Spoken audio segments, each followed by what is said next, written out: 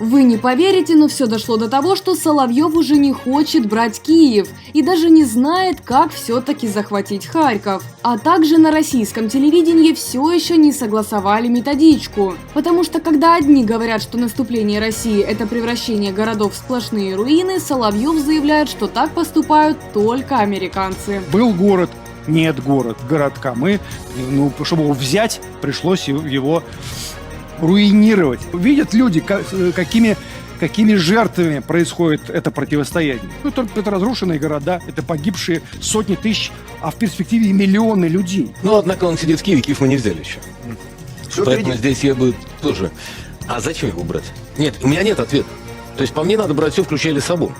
Конечно. Просто когда такие вопросы будут стоять, да, например, брать Харьков, как? То есть так, как берут американцы, превратится это все в выжженную пустыню?